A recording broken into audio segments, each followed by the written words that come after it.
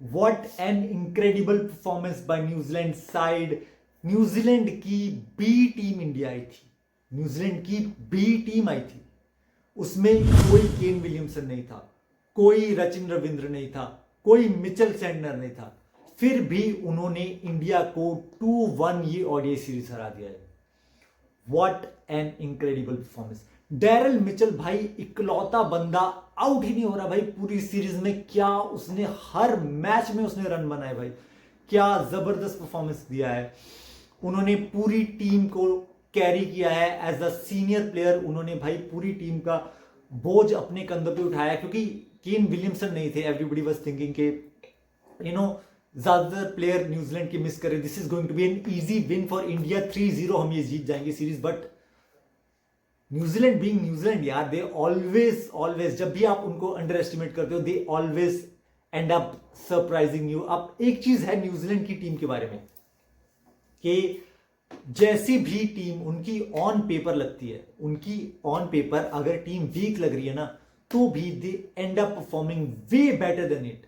उनकी टीम में कभी भी कोई ऐसा बड़ा स्टार प्लेयर नहीं होता। आप कभी भी देखोगे ऐसा कोई बहुत बड़े नाम नहीं है, बड़े बड़े नाम नहीं, बट जब वो पिच पे उतरते हैं, जब वो ग्राउंड में उतरते हैं, they end up performing incredibly well and they end up giving their 100%। And वही उन्होंने कर दिखाया है। इंडिया को पहली बार उन्होंने इंडिया को घर पे 2-1 ओडीआई सीरीज हराया। आज तक न्यूजीलैंड कभी इंडिया में ओडीआई सीरीज नहीं जीता था, and they ended up doing it with their B squad, with their major players missing. So this is an incredible win for New Zealand.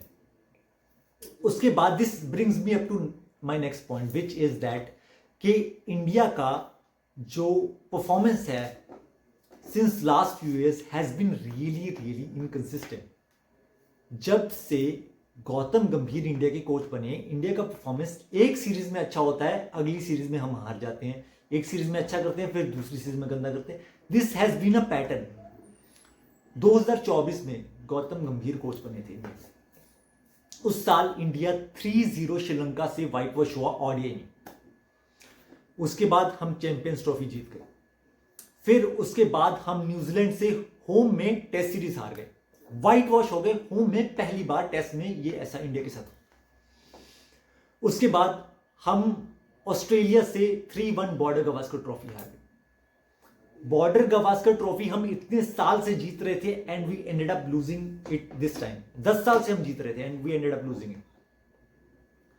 उसके बाद हम इंग्लैंड गए, हमारे बहुत से मेजर प्लेयर्स मिस कर रहे थे, but we still ended up drawing that series 2-2। फिर उसके बाद हम साउथ अफ्रीका से घर पे 2-0 व्हाइट वॉश हो गए टेस्ट सीरीज में। T20 में अपना परफॉर्मेंस अच्छा रहा, T20 में कंसिस्टेंटली अच्छा ही रहा है, बिकॉज अपनी टीम इतनी स्ट्रांग है। फिर अभी हम ये ऑस्ट्रेलिया में 2-1 ओडीआई सीरीज हार गए, अब यहाँ पे 2-1 ओडीआई सीरीज हम घर पे हार गए हैं न्यूजीलैंड से।